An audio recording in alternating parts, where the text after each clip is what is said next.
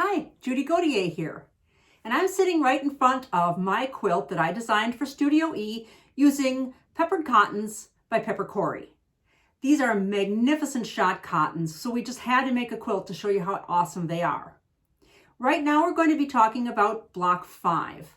Block 5 is just simple paper piecing, and it's just a click and print kind of thing. It's not something that we have to change the size on. Make sure that your printer is set for 100%.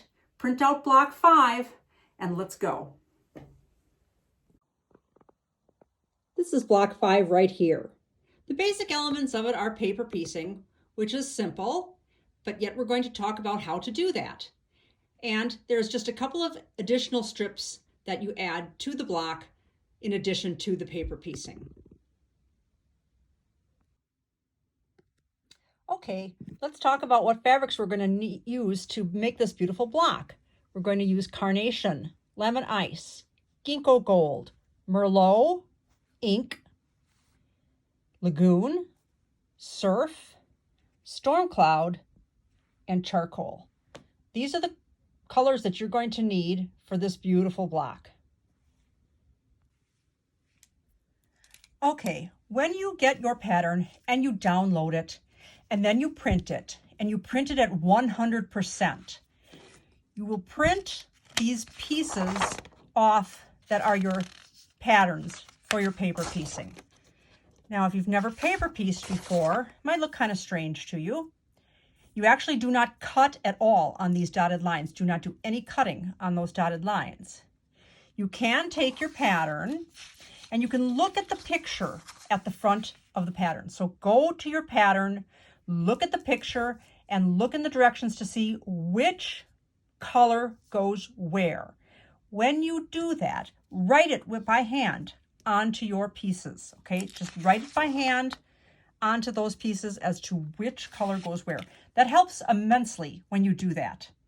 The next thing you're going to do after you cut, or after you've labeled those pieces in terms of which color goes where, is you're going to cut these pieces out on the cutting line, on this line. This is the stitching line. This is the cutting line. Don't cut this. Cut here along the dark solid line. Cut this piece out, okay? When you do that, it's going to look like this, okay? Well, that's this piece here in reverse. So there are 4 pieces, and they're mirror image of each other because the block has pieces that are mirror image of each other. Okay, they go like this. All right, so go ahead and cut them all out. Cut all 4 of them out like that. All right. Then you're going to look to see which color goes where. Number 1 up here is merlot. Now with paper piecing, you always put your fabric on the unprinted side of the paper. You put the fabric on the unprinted side, you sew on the printed side. It's a little bit backwards. It takes a little getting used to, but it's fun and yields very, very good results. Now, my first piece here is merlot. I have to cut a piece of fabric that's a triangle that's going to not just fit the space that's inside the stitching line. Oh no, it has to go beyond the stitching line, because if it was just stayed inside the stitching line, what are you going to stitch the next piece to? You have to have enough there to allow for seam allowance. You have to be able to stitch this next color, pink, to this burgundy color. So you have to have this be actually larger and extend beyond those printed dotted lines. So I'm going to try this piece right here, and I'm going to see, does this piece fit? It does. And this is a triangle. I don't want to turn my piece. I could turn it like this, but I don't want it like this because that's going to leave a bias edge on the edge of my piece and the edge of my block. So I'm going to turn it like this, and I'm going to make sure that it fits completely on there and that there is indeed fabric extending beyond that line by looking very closely, or I could go hold it up against a sunny window. We're going to save the sunny window thing for the next piece that we put on, and I'll show you what I mean by holding it up against a sunny window. Now, We know that this piece is big enough to cover this. It covers beyond here, it covers beyond here, and it covers beyond that line there. All right, so now my next piece is carnation, which is this pink right here. All right, so I have to stitch on this line. Remember I said that the fabric goes on this line, you stitch on this line. You want this carnation piece to cover this strip right here. So you don't lay it like this, because then if you stitched here, you'd flip this, it would flip back. So what you want to do when I flip this over, I'm going to show you, is you stitch it so that you're stitching it on the line, and then you flip it out like this, because that's how it's going to look, because you want to progressively fill this piece of paper. So your next piece, let's say it was this, which it's not, but let's just say it was, you'd stitch it there and flip it out. Okay, so how do we know that we've got it covering the line? Well, you can flip it over. I'm going to put a little piece of, I'm going to put a pin here to make sure my Merlot piece stays put. I want my Merlot piece of fabric to stay put. I don't want it to move. So you can use double stick tape between this pattern and this, or you can pin it. All right. So now I know that I have to stitch on this line and that this pink piece has to cover N. So I'm going to put the line of stitching like this and like this. And then if I stitch on this line, I know that when I flip this over. So let me hold it up to the sunny window and show you what I mean. Okay, you can see from my window that it's kind of a sunny winter day out there. Now, here is the piece that is covered by the Merlot. My pink piece is the part that has to cover piece number N. That strip number N has to be covered by that. So I know that my piece is big enough. I know this pink piece is large enough. But I want to know is my seam allowance, when I stitch these two together, am I actually going to catch both of those pieces in there? Well, see, look at that. Now you can see where this piece shows, whoops, didn't mean to bump that. You can see where this piece shows through there, that you are indeed going to have a large enough seam allowance. So you could go ahead and throw some pins in there and pin that. And then when you stitch along here, you are going to flip this pink piece in this direction. And you're going to know that it covers. Now that's just one trick. A lot of people use the sunny window trick. A lot of people do. Some people will use a light box to accomplish the same thing. Sometimes I will just simply fold it back and see if I can see through my piece or feel through that I actually have a large enough seam allowance. But when you fold it back, it accomplishes another purpose. You see through the sunny window, you can see the whole outline of piece N. You can see the whole outline of N, which is what my carnation pink is supposed to cover. If I flip it back and I sew on this, if I flip it back, I can see that this entire piece is covered by piece N. So you know that the pink is going to fit there. This is particularly helpful when you have weird angles. Every once in a while, you're going to get a paper piecing piece that has a weird angle. And the best way to make sure your fabric is covering that weird angle is to flip that back and make sure that when you sew on this line, and this piece actually comes forward, right? That's where it's going to cover. It's going to cover this. So if this piece is covering it against the sunny window, you know you're good. So now I'm going to stitch my carnation piece to my Merlot piece, and I'm going to stitch I'm going to drop my stitch length down to about 1. Why am I making short, tiny little stitches? Because it perforates the paper. It's going to perforate the paper more. When I go to tear away my paper foundation, I'm going to have much better luck tearing that away when it's been perforated more times. Okay, now you can see that when I flip this pink piece back, still got some tape on there. it is going to look like this, right? But I want to get rid of this all this junk underneath here. This is all in the seam allowance. I got to get rid of all that. So let me show you how you do that. Okay, so I've got all this extra seam allowance. Let's get rid of that piece of tape there. I've got all this extra seam allowance here. So I flipped it, and that's where you're going to press, because this is how it's covering. See, this covers Merlot. This now covers piece number N, which was the piece for the carnation. So when you go to do the seam allowance, cut off the seam allowance, please make sure that you're actually cutting the seam allowance. Go back, flip your paper over, look to see how it's supposed to look. This is how it's supposed to look. And then your next piece gets sewn to here. This is not the piece, and then flipped over, right? So keep orienting yourself, keep reorienting yourself. It's a stripe, so this is how it would be. So that means that this is the seam allowance here, not this on this side. It's always where you see the seam and the raw edge. People have made that mistake. Trust me, believe me, they have made that mistake, and they've cut here instead of here.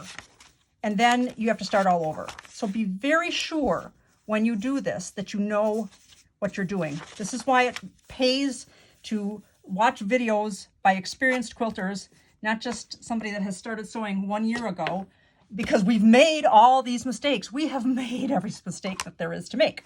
So now I know that that's my seam allowance. I'm going to put my 1/4 inch seam here along that dotted line, along the seam allowance, right along the seam itself. And I'm going to cut.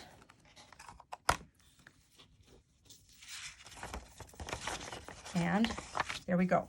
Now we're going to press that, and we're going to add our next stripe, right sides together with this, sew it on the opposite side of the page here between 2 and 3, because we just finished sewing between 1 and 2. We're going to sew between 2 and 3, and then we're going to flip.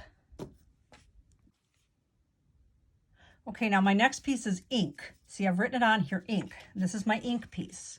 Now this is deceptive. This is a long piece, okay, because you have to have coverage from this corner way up here, from this piece. This is where you're stitching. This is your stitching line right here, because remember, it's between 2 and 3. But this piece has to cover from way up here to way down here. It's a long piece. This is the piece in here that you're covering. Okay, you're covering piece O, and this is the line between 2 and 3. This is where you're stitching on the line between 2 and 3. You're covering piece O, and it is made out of ink. All right, so I'm going to fold back along the line that I would actually be sewing on. I'm going to, here's where my seam allowance would be, right along here, because this is what I'd be sewing on, because this is the line between 2 and 3. So I'm folding it on there, and I'm making sure that ink is going to cover my whole piece from way up here to way down here, and it does. You see that? The whole piece gets covered. I'm going to make sure that I've got enough there for seam allowance, which I do. I've got a lot there. So now I'm going to pin. My piece is O, it's out of ink, and I'm stitching on the line between 2 and 3. So I have my piece of ink fabric going this direction so that when I flip it, it's covering piece O. Now we'll go and stitch that. Okay, so now I've stitched along this line using a short little tiny stitch, and I'm going to flip that and press. Now it's a little easier to tell which side has the seam allowance because there's 3 pieces here. So I'm not in as much danger of trimming the wrong side. So I'm going to fold this paper back. I'm going to lay my ruler with the 1/4 inch seam allowance right on that seam line and cut. So now I have a perfect 1/4 inch seam allowance on my paper piecing. Okay, so now I'm going to fold this over and press. You can see why they call this foundation paper piecing, because you're sewing on a foundation of paper. Now I only have one piece left. We have only to sew Storm Cloud onto ink. So now I'm going to stitch Storm Cloud onto ink. I'm going to sew between piece or line on the line between 3 and 4. Piece P is Storm Cloud.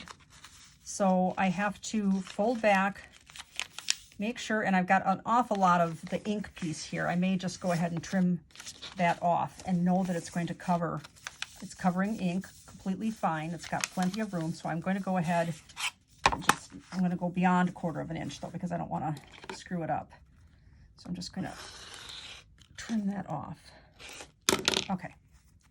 Otherwise it's too confusing to see that piece poking out from under there. All right. So now I need Storm Cloud to be sewn to ink.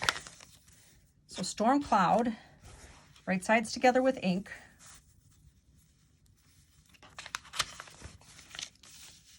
I can see that I have enough. It is long enough. It's covering. There's Storm Cloud. It's covering my whole piece. It's covering my piece up here as well. In fact, it's covering more up there, so I'm going to move it up a little bit. There, then I know for sure. Okay, I'm going to flip this back. I'm going to put my pins in, and I'm going to stitch Storm Cloud to ink on the line between 3 and 4.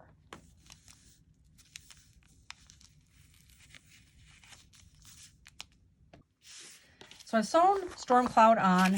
I've got both of my pieces done here and here, okay? I've also gone ahead, done the exact same technique, sewing this piece and this piece. So they're all completely done, all right, using that same paper piecing technique. Now you get to actually trim these up. Now be very careful and press well. Make sure it's good and flat, and then put your quilting ruler, make sure that this 1/4 inch seam line here is on the 1/4 inch seam line here. You might end up shaving a little bit of that paper off, which is fine. All you're doing now is trimming your pieces down to the exact right size and shape. Be careful you don't have, make sure your whole sewing surface area is free of your other pieces so that you don't slice them in half. And guess where that advice is coming from? Yep, one time I did have another one of these pieces underneath when I was trimming, and I sliced it in half and had to do the whole thing over again. Again, like I said, it pays to listen to somebody with 40+ years of sewing experience as opposed to somebody who's been sewing 1 or 2 years. Not that you can't learn something from everybody, you can. But you're not going to get this kind of in-depth wisdom of dumb mistakes that have been made throughout the years. All right, so there we go. There's one really good piece. I'm going to trim this one in the exact same way. Well, here, let's trim this one. We'll do that one off camera. Let's trim this one.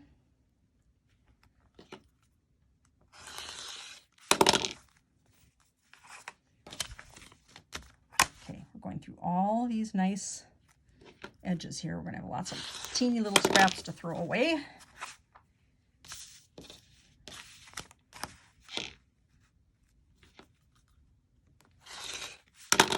All right, and this one. All right, then with this particular block, there are extra strips of fabric that are sewn to them after they're sewn together. Okay, we've got all our pieces, we've got them all trimmed down. Now we're going to pay attention to the orientation in the photo of the block, the picture of the block, all right? There are some strips that go down in between here, but for now we're just sewing these together. Now, this is how they go together. The smallest ones go to the outside. The smaller strips go to the outside. These strips go to the top, all right? Same thing on this side. We put these two together. Now we're joining angles. We're joining 2 angles. So how do you make sure that you don't, so when you sew them together, you don't have them sewn like this, right? You don't want to jog off. You want them to come out perfectly straight. That can be hard when you're stitching angles. You have to know what you're doing and how to do that, all right? So what I'm going to do is put a pin through this spot right here, and I'm going to bring it all the way up through, and I'm going to, so this is going to get matched up, this one gets matched up with this, and I'm going to put a pin up through that hole as well.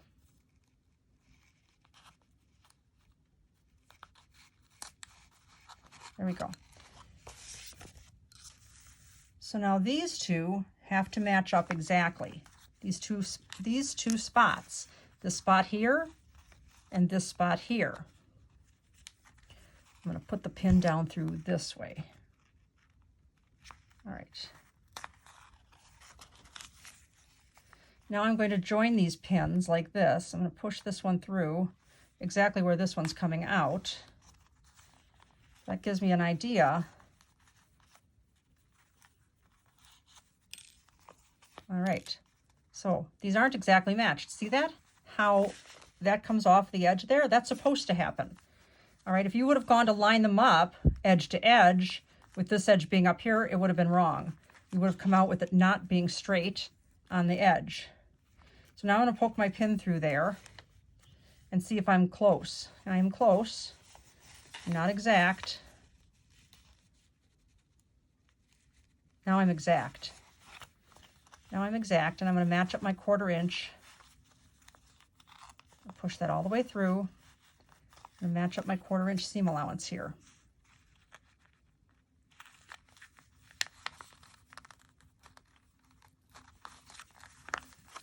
All right.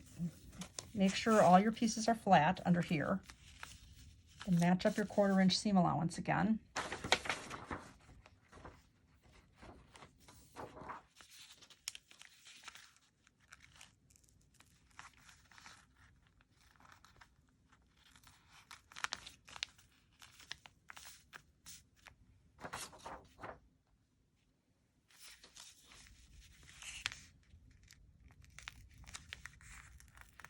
Now, I've got my pins going through here and exactly on the dotted lines. Flip it over and make sure that these are perfectly on the dotted lines. This one's off by a little bit, so I'm going to fix that. I'm going to take that off, line it up better, push those edges together better, go through the dotted line on this side and see if I'm coming through on the dotted line on the other side. Now I am. Okay. Because I want this to line up exactly perfect. Now I can take this out. And now I'm going to go over to the sewing machine and I'm going to start sewing, not off the edge here. I'm going to start sewing right here on that dot where that's supposed to join. Okay, so I've joined it, and now you can see we have a straight edge there and we have a straight edge here. We don't have any jogs off. So we're going to do the same thing with this other side of the block. It's mirror image. Okay, now it's time to remove our paper. So remember I had perforated by making tiny little stitches? You can see that your paper is going to tear away much more easily when you've made smaller stitches. You have to be careful when I'm going to crease it and I'm going to tear it like a perforated piece of paper. You have to be careful when you do this because paper piecing has a lot of advantages in that you can achieve pointy effects on tiny little pieces very, very well, but it does weaken the seam when you have to go ripping away at all that paper. There are papers on the market that are water soluble. That would be wonderful, except that it adds a whole lot of cost to your quilt. And if you have spent a lot of money on your fabric, you might not want to spend all that much more on specialized or specialty paper. But some people do, and that's fine too. So we're going to go ahead and tear away all of our paper. You might need to use a little tweezers to get at some of these. And then we're going to go on to the next step, which is sewing the strips across the top. Now your directions say to cut a piece of ink 6.5 inches by 1.5 inch and a piece of gold 6.5 inches by 1.5 inch. Well, actually you need 12 of them, but this is what we need for one block, is we need 2 golds and 2 inks. And they're 6 inches by 1.5 inch. And we're going to stitch a 1/4 inch seam across this one and across this one. Okay, we stitched the gold and the blue, the ink, together. The gold goes at the top. So we're going to stitch the ink to the top of this one, and the same on the mirror image. The ink gets stitched right sides together with this one. Okay, the last step in this process is to cut a 1 inch by 12.5 inch strip of the charcoal and a 1.5 inch, or I'm sorry, a 1 inch by 12.5 inch piece of the lemon ice. So it's 1 inch by 12.5 inches of both the lemon ice and the charcoal. And of course you'll need to repeat that for the number of blocks that you're making. This is just for this one block. Now we're going to stitch a 1/4 inch seam down the center of that, and then that goes in between the 2 units that we just finished. Okay, so I've stitched the strip of lemon ice to the strip of charcoal and then attached it to 1/2 of the block. And the lemon ice goes on the right as you're facing it. Charcoal goes on the left as you're facing it. And then we will put this together, right sides together, and stitch another 1/4 inch seam, and then press, and we'll take a look at our block.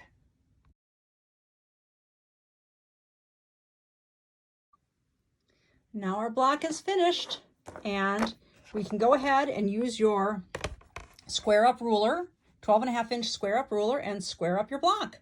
I am a little bit large, which is better than being a little too small. So I'm going to go ahead and square up the sides. So now this block is complete. And this is what it looks like when you get it in the entire quilt.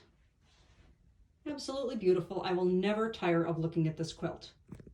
So I hope that you've gained some tips and some tricks on paper piecing, whether you were a beginner or somebody who was a confident paper piece artist.